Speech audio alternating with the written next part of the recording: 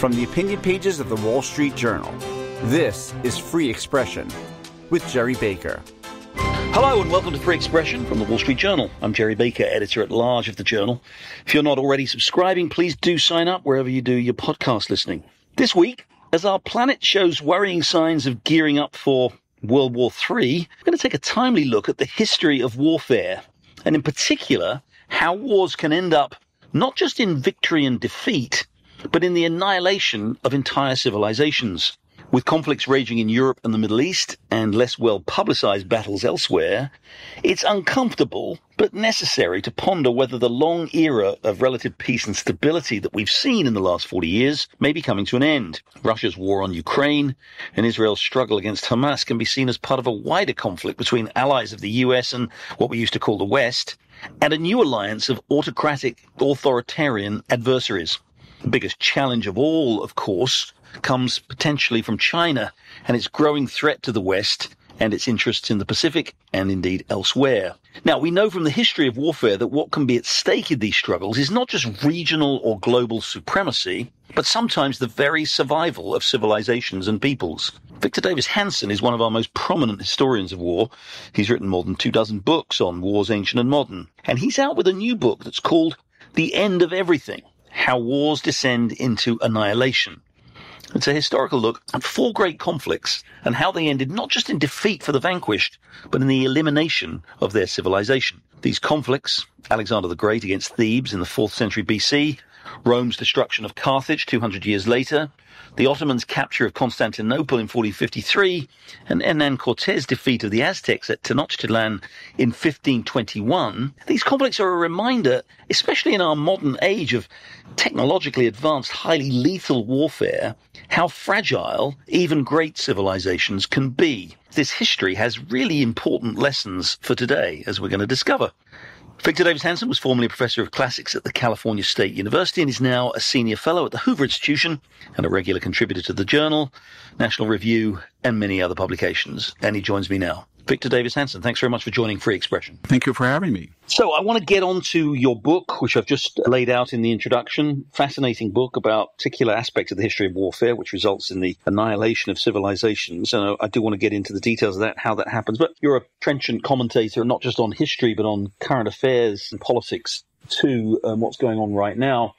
And so I want to talk to you a little bit about, start with what's going on here in the United States and maybe more broadly in the world at the moment. And one of the things, again, your book lays out is how civilizations can be destroyed from without, that is by the intervention of an opposing army. Sometimes, though, and you know this better than anyone, as an ancient historian, as well as a studied student of many aspects of history, that sometimes civilizations can decay or collapse from within. And I wonder, as you look at what's going on here in the United States, you look at these protests on campus, you look at the kind of the ascendancy of the Black Lives Matter movement and the sort of the ideology of essentially disowning American history and the kind of cultural battles we're facing. Do you think this is a sort of an existential struggle for our civilization, or do you think maybe this is just one of those kind of fits of incredible kind of internal conflict the United States seems to go through every 50 years and will come out fine in the end? I think it is an existential struggle, and it's different than past unrest and social turbulence.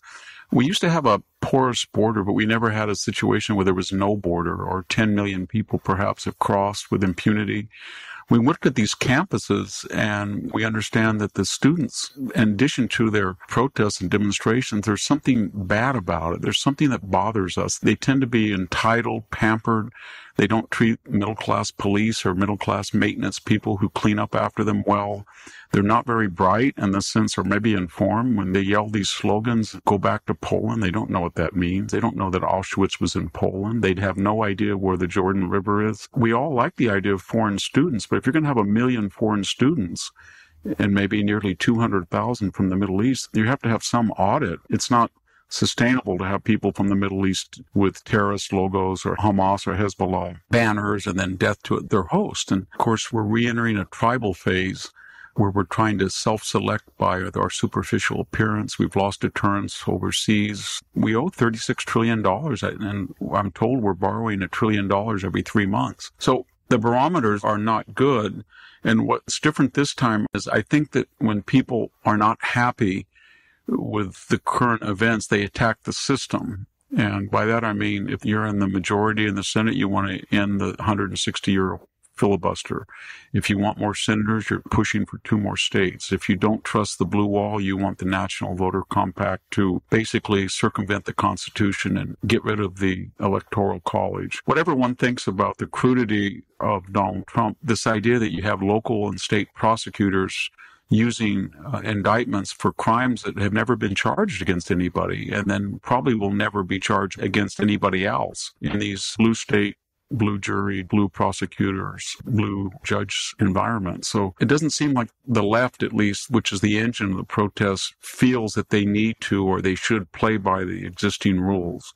And I think we're going to see that in this fall campaign. I don't think Joe Biden is going to campaign as a normal candidate, championing his 4 years in office. It's going to be outsourced to lawfare, these indictments. It's going to be outsourced to the media. It's going to be outsourced to the radical change in balloting, where 70% of the people now do not vote on election day. Quite a revolution from 2012 or 16. So I am worried. I'm very worried, especially at the university campuses. I don't know to the degree at Stanford where I work, it's seeped into the medical school, the engineering, the STEM courses, but I suspect it has from what I hear. But we're in new territory, Gerry. The last 3 years, only 20% of the population, the demographic that's admitted to Stanford are so-called white, and 9% are white males. That was only possible by jetsoning the SAT and comparative rankings of GPAs. We don't know what we're going to do with the Supreme Court, but they'll find a way around it. So race, it's tribalism of the medieval brand. It's very terrifying because it wars with meritocracy, and eventually it affects things like our airlines, our transportation system, the very function and operation of government, our military. When you have a commissariat, you're not looking at criteria that are meritocratic for admissions or retention or promotion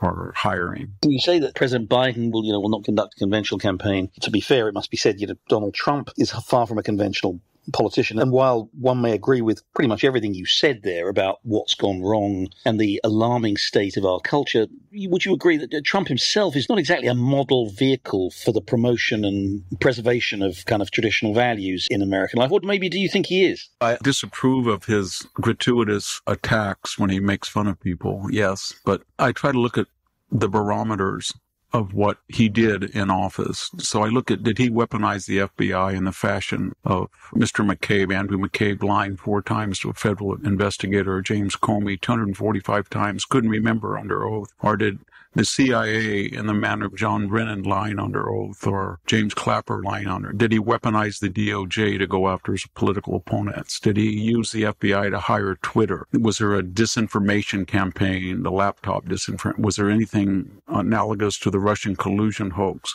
These are existential attacks on our system. And the problem with Trump was that he wasn't a vindictive president. He didn't use the agencies of government to go after political opponents, but he didn't get the benefit of that because he went after them rhetorically and sometimes in an amateurish way. I just look at his record and I look at the economy, the border, deterrence abroad, inflation and crime. I think it was a pretty good record. He did try to overturn an election result, which, again, he was entitled to do by pursuing through the courts, but maybe not through the various ideas and schemes he came up with in the end involving the vice president's roles. By the way, I don't want to turn this into a long conversation about Donald Trump's virtues and vices, but again, you can agree with everything you've said about Joe Biden and everything you've just described there about what Biden has done in office, and still worry that Donald Trump's personality, character, beyond the offensive remarks that you say, as he says, he makes about people, but there is something there that maybe isn't really a model upholder of American constitutional and political values. Well, I just look at the record and I know what he's said and what people around him have said.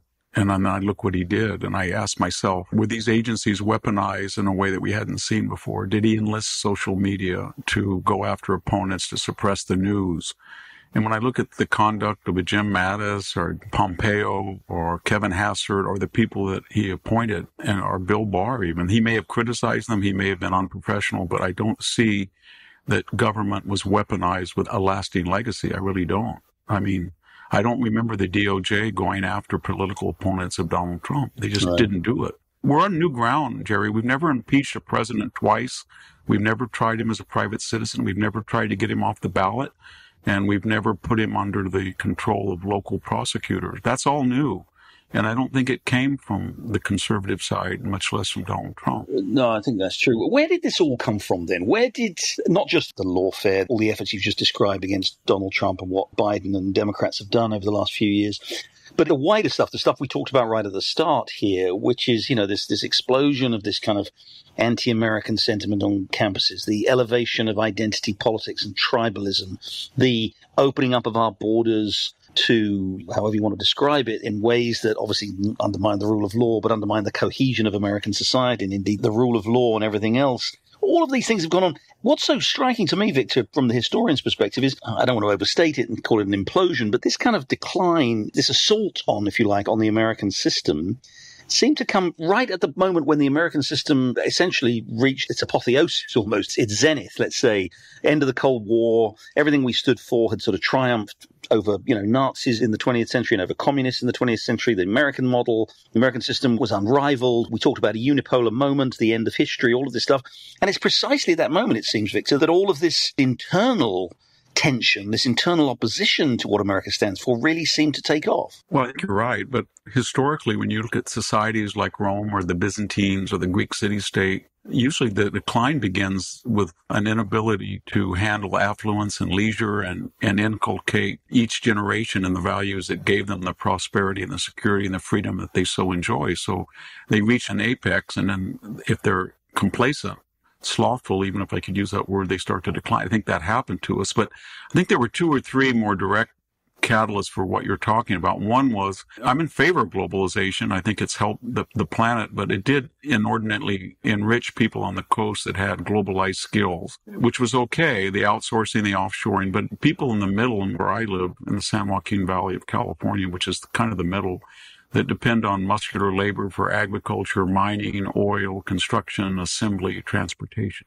They didn't do as well. At least middle-class wages stagnated, and a lot of small operators didn't do as well. And that could have been directed, but what happened is where the big money was in the Silicon Valley, Stanford University, USC, Caltech, or Harvard, they created this credo that sort of said the winners are winners because they're morally superior, and then they developed this idea of deplorable, irredeemable chumps, crazies, clingers, a vocabulary of disparagement. The other thing was, I'm a big supporter of legal immigration. Maybe 300,000 or 400,000 a year would be wonderful if we could vet them, and I think it's always worked in our benefit. But when you're letting in 2 to 3 million people a year at a time when we've never had 55 million people who were not born in the United States, and then in terms of the percentage of the native population, or the entire population, we're up to 16%. And that's an enormous task of assimilation, intermarriage, integration, inculcation. And we're not doing that. And we're regressing in that sense. And that was by design, I think, from the left. And the Democratic Party, let's face it, is a party more of the very, very wealthy and the subsidized poor. And it's not the lower middle class, the upper middle class in its past modalities. So I think a lot of people felt that they would be not subject to the consequences of their ideology, and they could experiment in this utopian fashion by critical race theory, critical legal theory, modern monetary theory. All of these came out of these intellectual centers and centers of great prosperity and wealth. The irony is that we don't hold anybody accountable now. So you break a law, you're not accountable. You take out a student loan, you're not accountable. You camp out on a campus where I am and they tell you not to do that anymore. You're breaking rules. You're not accountable. You loot or shoplift less than $950 in California. You're not accountable. So we're on new territory, and I'm very worried about it because we need a return to lawfulness, civic education, measured, diverse legal immigration, monetary discipline. Our military, I'm not confident in the military. They have 45,000 recruits short. When I looked at the rubrics of who is not joining, it's not African Americans, it's not Latinos, it's the white middle and lower classes, and they were the ones that were targeted by the Pentagon. As you remember, they were going to investigate, according to Mark Milley and Lloyd Austin, white supremacy, white rage. They were the ones that inordinately were drummed out for not vaccinating 8,500 of them, even though many of them had natural immunity from prior COVID infection. So all of these things, I think they're all self-induced. So I remain confident that we don't have an army, a foreign army at the gates literally yet. And we're not out of oil. We're not out of food. Our universities can reform. These were all self-inflicted and largely by the left, I think. Do you see any encouraging signs? Because one of the things, I guess, stands in the way of overcoming these challenges is an incredible polarization in the country, right? I mean, whoever wins the election in November, well, maybe we'll see a landslide, but more likely it's going to be another, 52-48 result. And even if the right side, in your view or my view, wins, you're going to continue to have this very, very large minority. And in the past, we seem to have more pluralism where people accepted, first of all, the minority accepted that the majority had won, but then the majority also accepted that the kind of minority had rights and indeed were constitutionally protected rights. We just don't seem to have that toleration anymore for the other side. And I wonder how in those circumstances we overcome these problems peacefully. Well, if the right were to win and they could enact an agenda that I think you and I would agree with, of deregulation, lower taxes, fiscal discipline, border security, careful military deterrence abroad, full energy production, the prosperity, I think they would be in a position to be magnanimous. And what do I mean by that is a lot of people on the right say, well, the only way the left's going to learn if we get special prosecutors in Utah or local people in Wyoming or Mississippi and they start charging the Joe Bidens of the world in the way they did to Trump, or if we say we're going to divide a state up maybe and introduce it into union, get 2 more senators, or maybe when we're the majority of the Senate, we should try to get rid of the filibuster. We have power of the Senate, we should pack the court, or we should get the next Democratic candidate off the ballot and see how they feel. And only that way, with deterrence, will they learn to behave. That'll start a spiral of tit for tat. So I'm hoping that they can get elected and they can do well, and then they'll be in a position to say, this is over with. We're not going to do this anymore. And either through legislation or moral authority, stop it. But something I also think they're going to have to address the universities. And I'm speaking as someone who's spent 51 years on campuses, because we've all seen what's happening. There's no rights under the due process if you're accused of sexual harassment, for example. I've seen that at my campus. There's no free speech. It's selective enforcement. And we don't hold people accountable on the university for what they do in violation of. And the result is that with this non-meritocratic retention, hiring, promotion of faculty and then admission of students, they're just simply not preeminent anymore. When you look at the undergraduates that are emerging from a Columbia or Princeton or Yale, 80% of the grades are A at Yale, about 65 at Stanford. They're just not competitive. And I'm really worried about that because they don't deserve the preeminence and the brand name that they enjoy. And I don't think they understand what's happening to them. They're going sort of full Disney, Bud Light, CNN, and they don't quite understand that. We're going to take a break there. When we come back, I'll have more with Victor Davis Hanson on the history of these wars that ended in the complete annihilation of civilizations. And we'll be asking what lessons they have for the state of our world today. Stay with us. You're listening to Free Expression with Gerry Baker. Don't forget, you can listen to the latest episode anytime on your smart speaker. Just say, play the Opinion Free Expression podcast. Now, back to Gerry Baker. Welcome back. I'm speaking with Victor Davis Hanson, historian of war and author of a new book, The End of Everything, How Wars Descend into Annihilation. All right, well, let's turn from the slightly discouraging present to the past, and in particular to your new book, which is a fascinating study of conflicts that result not just in victory and defeat, as I said in the introduction, but in the annihilation of civilization. And your book is called The End of Everything, How Wars Descend into Annihilation. And you look in particular at 4 major conflicts which did result like this: Alexander the Great's campaign against Thebes, Rome's destruction of Carthage, the Ottomans' capture of Constantinople, and Cortez's defeat of the Aztecs. And I think there are some really interesting historical resonances here, obviously in our current day, and I want to come back to those at the end and what lessons there are. But to start with, just tell us, why is it that some conflicts end in a signing ceremony on the battleship? We don't try to eliminate the other country's civilization. We don't destroy them. We defeat them. We disarm them. We ensure that they can't aggress again. But others through history, and these ones in particular you point to here, do result and began with the intention of the elimination of that civilization. What's going on there? What distinguishes these conflicts from other historical conflicts? Well, I was surprised that I didn't really seek to find a paradigm, but as I began writing, it appeared again and again. One of the things is these were all iconic cities. 7-gated Thebes, the city of Oedipus or Antigone, and in the non-Greek mind, they were representative of the city-state. Thebes was more preeminent in the 4th century than Athens and Sparta was.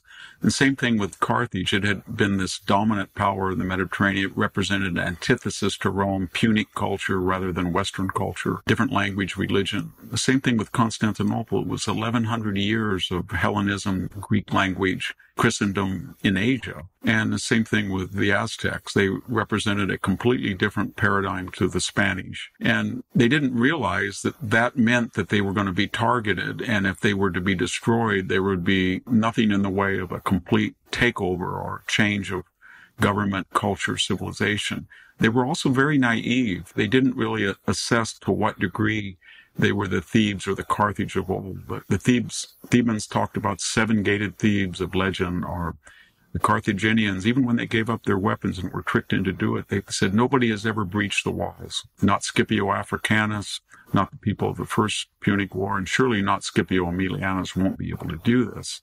Constantinople, they said, well, the Fourth Crusade came in the sea walls, but no one in 1,100 years has ever breached the Theodosian walls. They're impregnable. And the same thing with the Aztecs. Nobody has ever got onto Tenochtitlan through the dike system and were an island fortress on a lake. So they were in denial. They didn't realize that they were in a period of decline. But they also didn't realize the nature of the people who wanted to destroy them. These were not Tamerlane, Genghis Khan, thuggish people.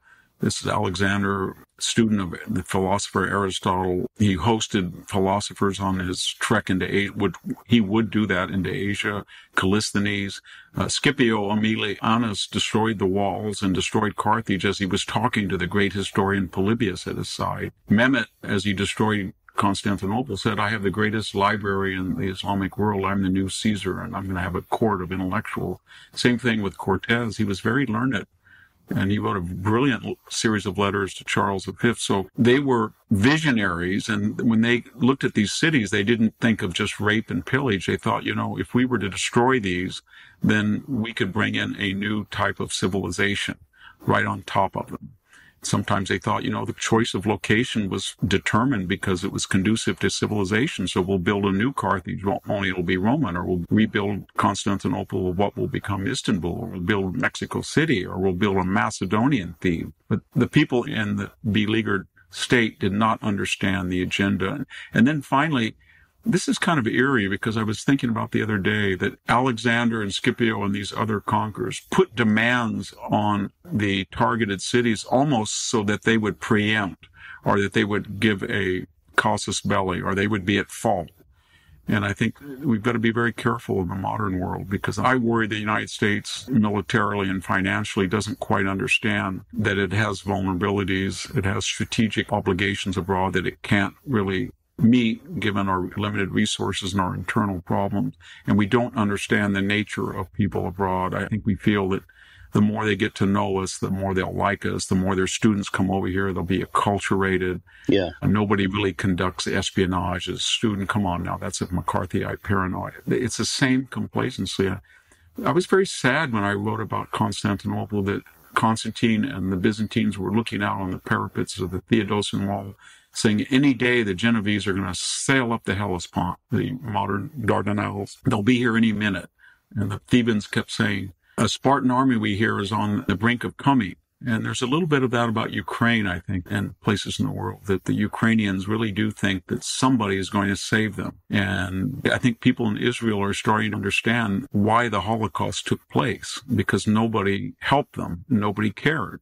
And they're on their own. I wish they weren't on their own, but I hope that they understand that ultimately the United States either won't or can't help them. They have to be very careful, because the people in Iran really do feel they want to extinguish and erase Jewish. They've said that. And people like Erdogan have said that repeatedly about Armenia, about Athens, of all places. And no need to get into Kim Jong-un's threats to Japan. One of the irony, just to finish, when I wrote the book, I mentioned Chinese braggadocio that they wanted to eliminate Taiwan, or that it should never have existed. It wasn't really a language or a civilization distinct. And I've had very good luck with Chinese translations and market sales in China with my World War II book and other military histories. But they sent a demand to Basic Books and said, either you eliminate that reference or we're going to cancel the translation in the foreign edition. So it was obviously very sensitive. So I had to cancel that. So it's interesting that they would be sensitive about that. Yeah, sort of flipping it from the other way around, you've just given a fascinating, brilliant account there of sort of how these conflicts took place. Flipping it from sort of the other way around, could you say, it's a question really, but not only these, as you say, not these 4 conflicts that you document, not only they around, as you say, great cities, Thebes and Carthage and Constantinople and Tenochtitlan, they're also, in an important sense, inter-civilizational clashes, aren't they? I mean, yes, they are. Alexander the Great, Macedon against the Greeks, the Romans against the Punic civilization, the rising Ottoman Empire against the West and Christianity, and indeed, the whole of what we think of as the Eastern Roman Empire, and of course, the Spanish colonists against the Aztecs. What is that the key here? So, when Europeans go to war against each other, as they have done repeatedly over the last 500 years, arguably there were some very bloody conflicts, the 30 Years' War and others, but they don't generally end those wars by trying to eliminate Prussians or the French after Napoleon or even the Germans after the Nazis, because there is a kind of shared civilization. But this is really about inter-civilizational conflict, isn't it? It is. And it's also about the naivete or the failure of these states or these empires, nations, to understand just what you said, that they feel that they represent a legitimate antithesis. The Greeks knew about the Macedonians. They had known about them for 300 years. They had fought Philip for 30 years. He'd done this up in Olynthus, but he'd never gone down to the numerous famous Greek city-states and done this. So they didn't think that this outlier would try to destroy their civilization. And it's very poignant because the Carthaginians did everything the Romans asked them to. They gave up their elephants, their catapults. They met every condition. And then finally they realized that it had nothing to do with anything they had done. It was just that after 50 years from the Second Punic War, they wanted them over. They said, you're an impediment to our globalized agenda and we want you out. We don't want to deal with you anymore. We don't want another Hannibal in Italy. And they just wiped them out. Literally, down to the foundations of the city. And there wasn't a Carthaginian really alive who was free after that. They were either killed off or enslaved. I think the same thing with Constantinople. They thought they could, I don't know what it was. It was very sad to read about the last 2 or 3 emperors. They thought they could deal with the Sultan. They thought that Ottomanism needed them as a conduit to import gunpowder and sophisticated cannon, galley construction, but they didn't understand the deep loathing and hatred of this old ancient culture that was synonymous with Asia. The Arabs didn't get into Asia Minor till the 7th or 8th century, and the Seljuk Turks, who became the Ottomans, not until the 11th and 12th centuries. This city had been built by Constantine at 335 AD, and the great Hagia Sophia was built in 535. It was almost 1,000 years old. So they just thought this is something that's existential. It's going to last forever.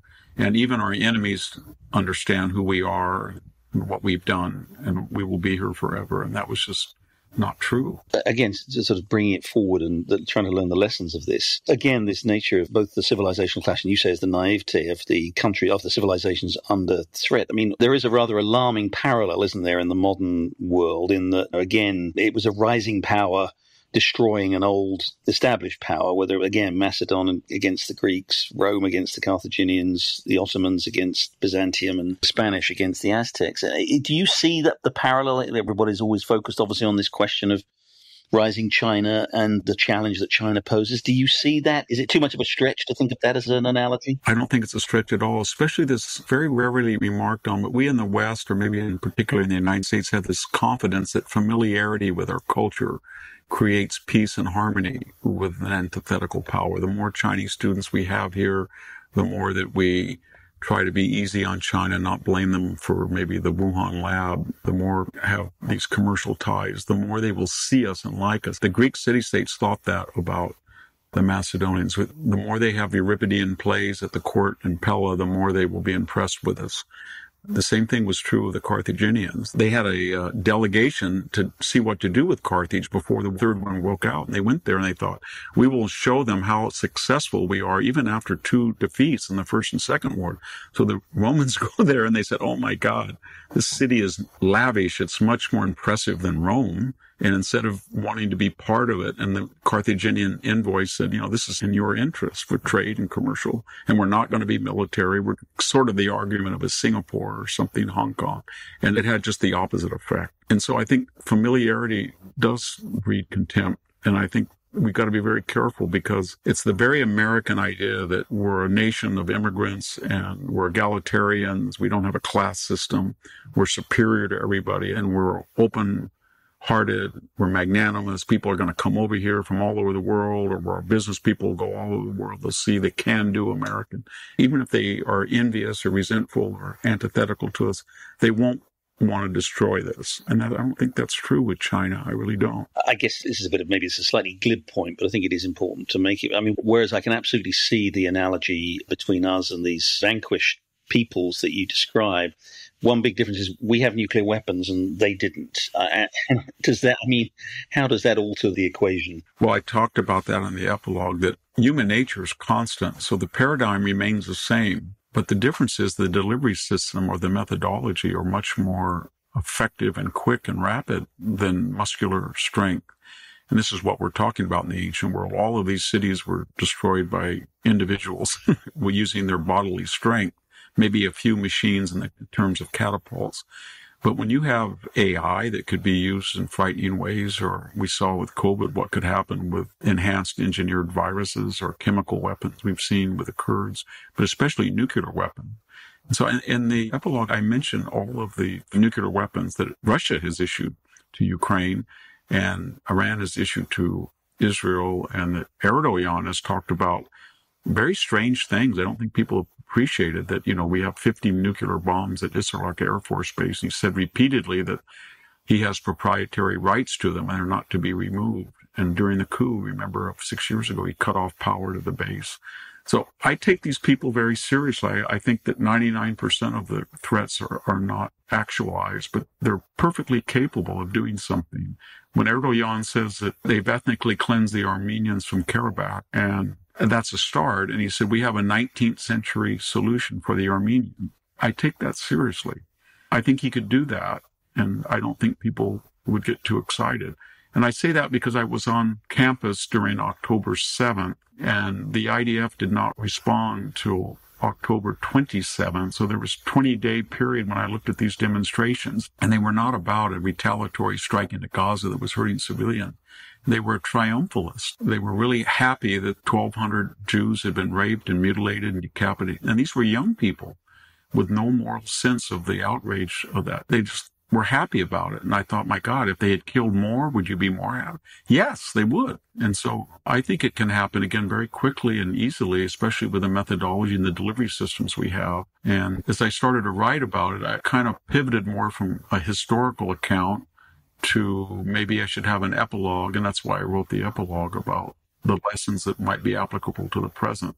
And of course, I didn't know anything about Iran exchanging missiles with Israel or October 7th or what's the Ukraine war. I wrote it actually right the beginning of the Ukraine war, but not like it's now. And Israel is itself a powerful testament to the relevance of this history that you describe here, because that is certainly a civilization and a people that faces constant threat of annihilation. And indeed, from time to time, its enemies actually try to execute that annihilation. And again, I think maybe the lessons you talk about in the book of the naivety of the civilizations under threat, those are lessons that I think have been learned, haven't they, particularly by Israel? Yeah, and I think it's very important that established powers, especially as you pointed out, at their apex, at their zenith, that is the critical time when you have to invest in civic education and physical discipline, when you have a surfeit of money and affluence. And that's when you really need to look at the military and reform it and make it militarily ready and deterrent to others, because that's your most vulnerable time. That is when what the Romans call luxus sets in, or luxury, or the idea that we've reached the end of history, or we can relax, or look at our amazing tech sector or monumental building. That was what was sad about all of these cities, that they had solved all their existential problems, and they could have easily survived, but they were not vigilant.